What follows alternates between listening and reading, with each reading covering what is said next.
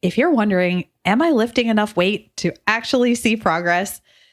This is a very common question and one that I hear all of the time. On this episode of the Fuel Your Strength podcast, I'm diving into one very specific and yet dead simple way that you can tell the answer to the question, how do I know if I'm using enough weight? And I bet you haven't thought of it before.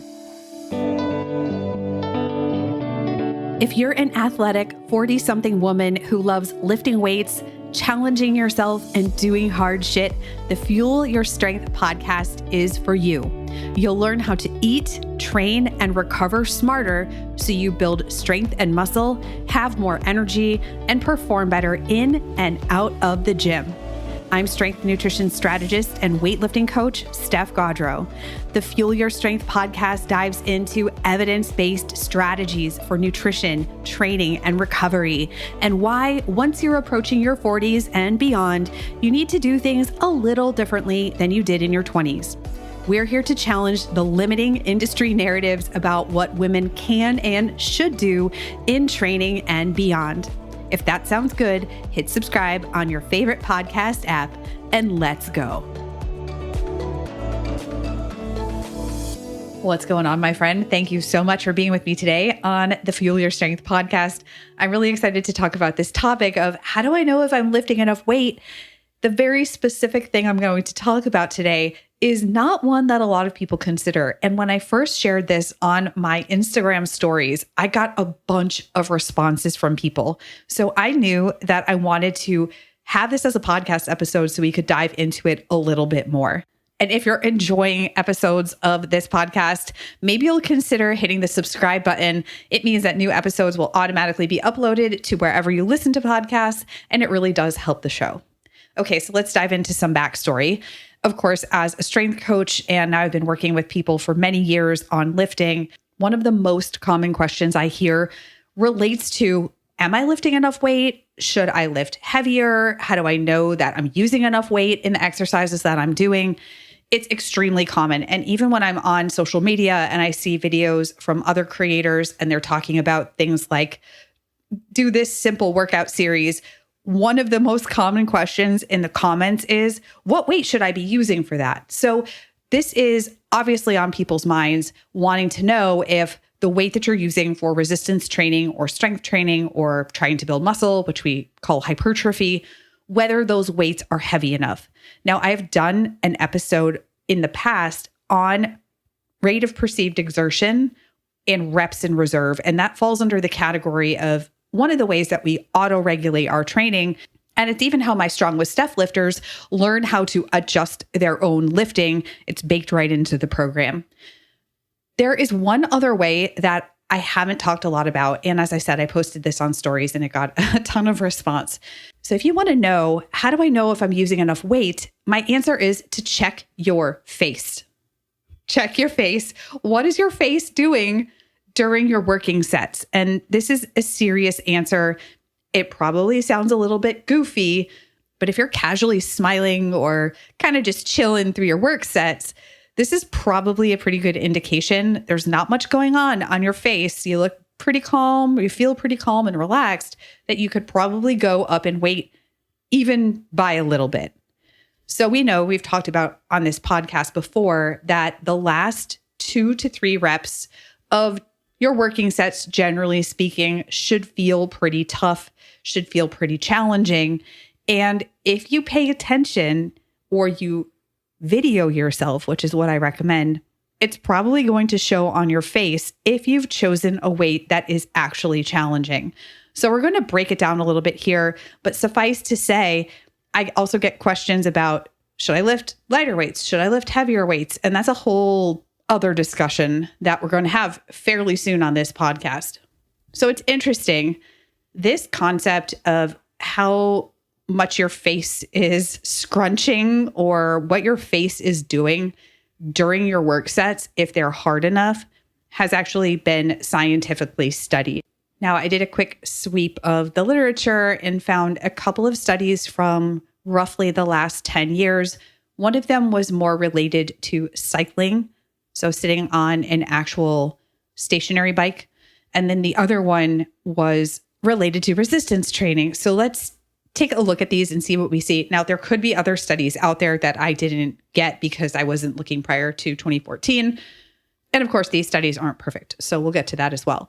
The first study is from 2014. It's called Frowning and Jaw Clenching Muscle Activity Reflects the Perception of Effort During Incremental Workload Cycling.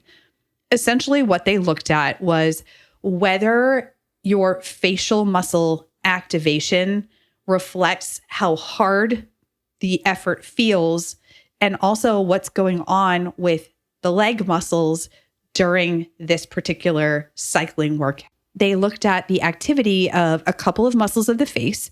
The first is a small pair of muscles that control your eyebrows, especially what happens when you frown. And the other muscle is the masseter, which is the big jaw muscle that controls your jaw. They also looked at the activity of one of your quad muscles, which is called the vastus lateralis. And they also looked at heart rate and rating of perceived exertion, which is subjectively, how hard do you feel like you're working? The study size was relatively small. They had 18 males and 15 females, and they had them continuously cycling on the stationary bike until they reached exhaustion. The study concluded that the activity of those facial muscles, the jaw and the muscles around the eyes that are associated with frowning, reflected the perception of effort. So how hard someone was working. And the jaw clenching of the masseter muscle was considered an important factor for estimating how intense the effort was. So that's a pretty cool outcome to support the idea that what's going on your face might give you a window into how hard you're working. And of course, this was in the context of cardiovascular exercise.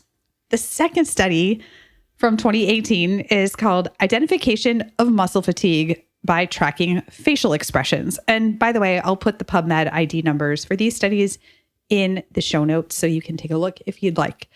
The goal was to figure out how tired are the muscles getting by looking at facial expressions through the activation of facial muscles. So similar to the other study in terms of that element, I believe they looked at two muscles. The first is the epicranius, which is apparently and I don't know the facial muscles very well, so I had to look this up, a large muscle complex of the head and face and primarily controls things like raising your eyebrows or scrunching your forehead. The other one is called the zygomaticus. The zygoma is your cheekbone, and that one is related to things like what's going on with your mouth, so the mouth corners, and is active in things like smiling, laughing, or on the flip side, when your mouth expresses that you're not happy with something. So basically frowning. The study was directly related to a strength training exercise. So they were doing arm curls.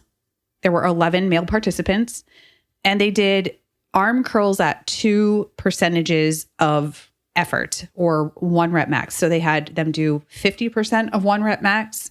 So that would be equivalent to like a warm-up set. Pretty easy. And then they had them do curls at 85% of 1 rep max, which would be pretty hard.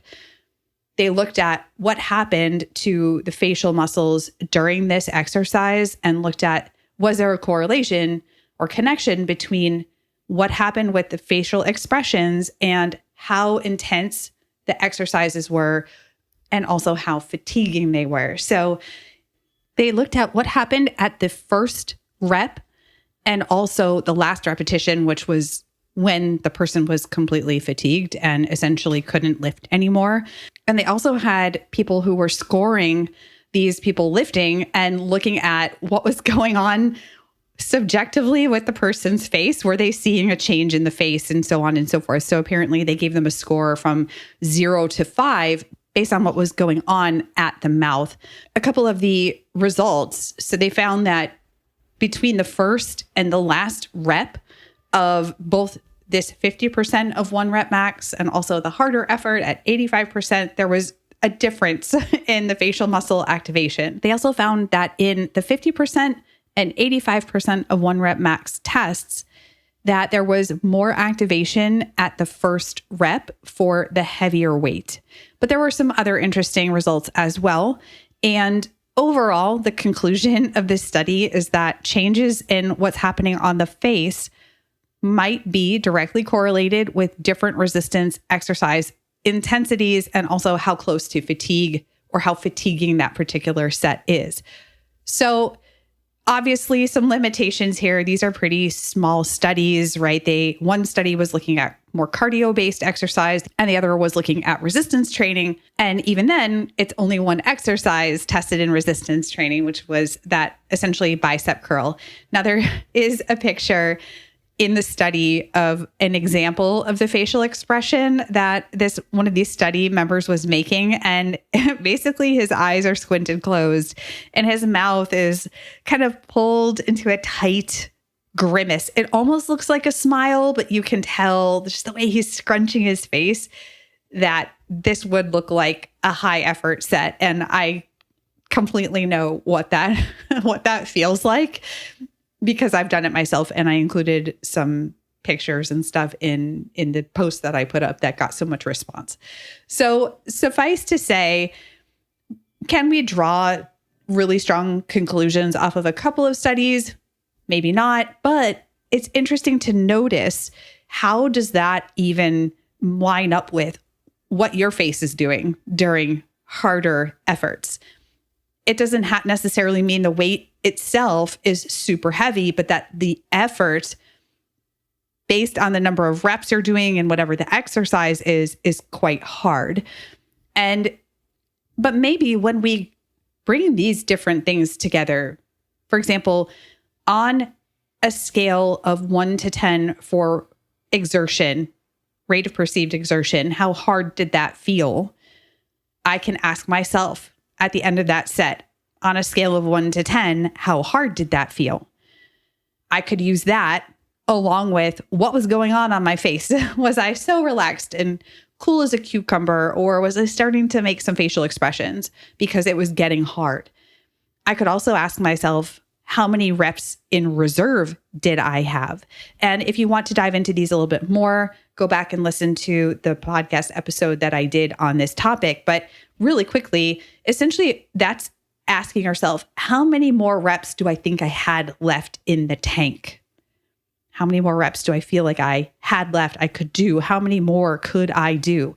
And if the answer is you still have quite a few left, then that might not be a work set that's at a high effort, a hard effort, right? So you can use RPE and reps or reps in reserve together at the end of your sets to roughly gauge on the day, was that weight a good match for the effort that was being asked for?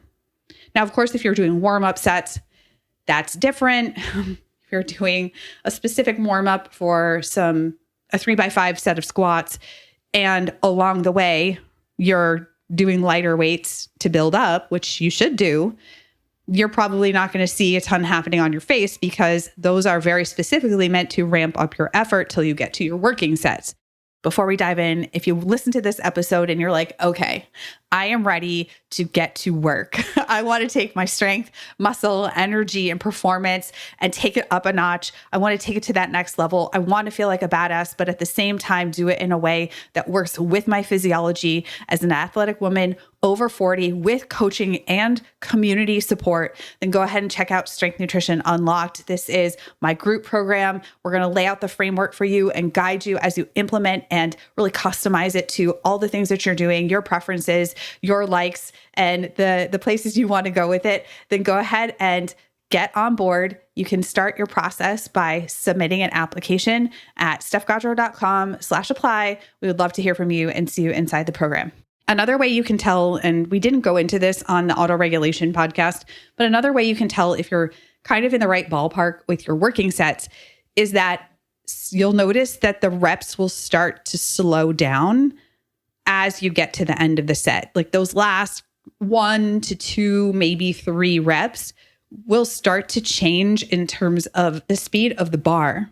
The bar or the weights will start to oftentimes slow down as you're getting toward the end of the work set if you've picked an appropriate weight for the working set. So if you're doing a set of 12 bicep curls, I just did this today, and the dumbbell is moving at the same exact speed and not slowing down that it did on rep 10, 11, 12 that it did on rep 1, that's probably an indicator that that particular weight, or at least that weight for those number of reps, is maybe a little too light to be challenging. Now, you could absolutely tack on some reps to get to that point, or you could pick up the next heavier weight depending on where you're at with your progression.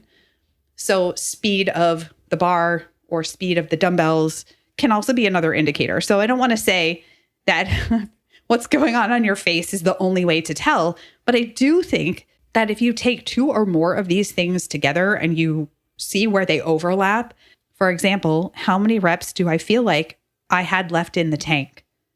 What was my face doing? And did I notice that the weight was slowing down a little bit toward the end? If I can answer that I felt like maybe I had 1 or 2 reps left in the tank, my face was definitely moving, it was scrunching, and the last couple reps were really slow, then I know that I'm probably in the right ballpark. And I've had people ask, does this work for more strength sets? So lower repetition lifting? Does it work for more moderate to higher rep? Yes, across the board. So I've done it on overhead presses with sets of 4.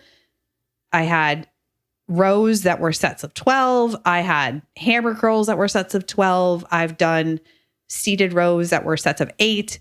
So across the board, if you're noticing what's going on your face and you are starting to scrunch involuntarily because it's getting hard, it's a pretty great way to tell if you're in the right neighborhood. So yeah, ugly face, ugly lifting face. It's a thing. Film yourself, do some video, see what you see. And of course, ask yourself those other things as well and start putting it all together. At the very least, try another couple of reps, especially if your program gives you that range, which is what I do in Strong with Steph. Quite often, my lifters are seeing, okay, 8 to 10 or 8 to 12 or something like that, where you get to choose 6 to 8. So maybe you add a couple more reps. Or maybe it is time to try to put some more weight on the barbell. And generally we don't, okay, y'all, we need to bring it in. We don't generally go up by giant jumps, especially when we're in our work sets. So quite oftentimes people are terrified to add some weight, but they're thinking I had to go up by this massive jump. No, we could just add 2.5s to each side, or we could go from 17.5 dumbbells to 20-pound dumbbells. We don't have to make a giant leap, and that's generally not going to give you a great outcome, especially if you were kind of on the edge anyway. So we can always try the next highest weight or try going up a couple reps. And if things start falling apart, one of the things I tell my lifters is, hey, guess what? You can stop. You can stop what you're doing. If you're feeling like, oh, okay, I chose wrong. Stop what you're doing. You can always go back down and wait, or you can just complete the lower number of reps. But quite often what I see is that people are unsure, and so they play it too safe for too long and don't increase the challenge. So we're not continuing to put that positive stress on the body, which we then recover from, and we see benefit. We see adaptation in the lingo. That just means we're starting to see improvements. So if you keep hitting plateaus with your lifting over and over, it's been a long time, you're not seeing much moving, it could be time to film yourself or ask yourself those questions about how many reps did I have left in the tank on a scale of 1 to 10? How hard was this effort? How slow was the weight moving toward the end of the set? There are lots of different ways that you can tell. And in my Strong with Steph progressive lifting program, I'm consistently asking my lifters these sorts of things and encouraging them to try the next dumbbell up or to add a little bit more weight, especially if they've been at the same weight for a while now. So if you're looking for a strength program that lays everything out for you so you don't have to think, we'll check the boxes for you, then check out the program, stephgaudreau.com/workout. Now, one last thing before I finish, and I have seen this on social media. Someone asked me on Threads if this was really true or I was making this up. Legitimately, I have seen people say what I'm about to say. I have seen people say that they don't want to lift challenging enough weights because they don't want to scrunch their face too much and create or deepen wrinkles. And look, y'all, we live in a very appearance-driven society. We judge people based on how they look. I also feel like there's nothing wrong with wanting to pay some amount of attention to things like appearances. If that really lights you up, then that's fine. But my point in all of this is that the trade-off of not lifting challenging enough weights because we don't want to scrunch the face or deepen wrinkles is a pretty shitty trade-off. Because the last time I checked, the wrinkles on your face or the absence thereof isn't going to help you do things like hike up a mountain, help lift and move your couch, or help you get up off the floor when you fall down. It's not those, having a wrinkle-free face doesn't mean anything with regard to those things. Keeping your bones strong enough so you don't break a bone if you fall. Having a wrinkle-free, completely smooth face isn't going to help with that. It's not going to help you get up and down off the toilet. It's not going to help you do your 10K. It's not going to help you lift a 300-pound bar. It's not going to help you do anything like that with regards to strength, longevity, balance, power, keeping enough muscle on your body. And I get it. We're in this time and place where appearances mean a lot to certain people. But at the same time, especially when I see, this is going to turn into a rant, when I see things on reels like, oh, I've got flabby skin around my knees and oh, I hate this. I understand it's weird to see your body aging. And at the same time, we're focused way, way too much on what the outside, the skin part looks like. How saggy is it? How firm is it? And we know like, cellulite, wrinkle cream, all this stuff. There's nothing wrong with taking care of the health of your skin, for example. But we're so focused as a society on, especially for women, erasing any signs of aging and then also only focusing on the surface and not thinking deeper than the surface when it comes to, are we aging well? Are we staying functional and strong? Are we doing cool shit because we want to go do cool shit? We don't just want to believe that life is over at 40. That's why you're here. I have a feeling you're the type of person who is like, no, I'm not ready to just kind of go, oh, well, that's it. I've turned 40. So, you know, any challenging thing I've ever wanted to do for myself is done. No, I hear from so many of you out there that are doing cool stuff, having cool experiences, doing things with your family. So yes, I think there's room to, in a way that's not totally ageist or just falling into the never-ending beauty and body standards. For example, I have tattoos. I've obviously wanted to decorate the way my skin looks. I use moisturizer and sunscreen. You know, I wear makeup from time to time. I don't think that these things are wrong across the board. But when we're only focusing on the outside and we're not thinking about the function of what's beneath the skin, in this case, our muscle and bone, our cardiovascular system, obviously this is what I focus on. I know that's not the entire human body, but when we're trading off the focus completely from one to the other, maybe at least we could have a little bit of both, is what I'm saying.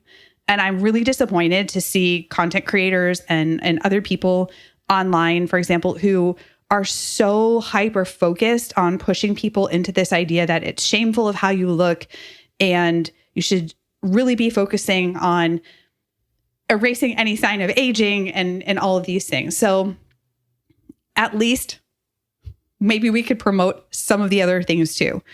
Like, hey, we've got to stay strong. We've got to keep our bones strong. We've got to be able to move quickly. We've got to be able to have strength. Our muscle mass matters, right? Our cardiovascular health is important. So that turned into a bit of a rant.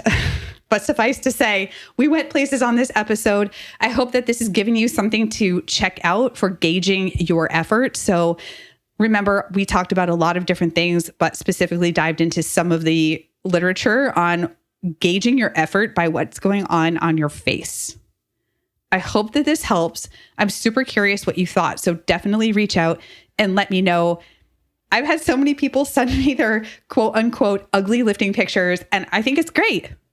Let's make that normalized, especially those of us that are over 40 and we're out there and we're doing the damn thing. All right, ways that you can help. And I really appreciate this. Send this episode to a gym partner, to somebody that you care about who wants to get into lifting or is asking you questions about this. Send them this episode. It could really help them out. And if you're liking this content, you want more podcast episodes, then I'm going to invite you to hit the subscribe button on whatever podcast platform you're listening to. It's completely free for you, but it really does help the show. Helps to get it out to more people, especially more like-minded people. And that means everything. And I'm extremely grateful. And I really, really do appreciate it. All right, that does it for this episode. Stay tuned for the next one because we're going to be taking a bit of a turn talking about something a little less technical, but nevertheless, a very common experience that a lot of women over 40 have had. And a little heads up, we're throwing it back to kind of our 20s and the days where we could pull all-nighters and we were drinking Red Bull vodkas. So let's get into that on the next episode. Until then, stay strong.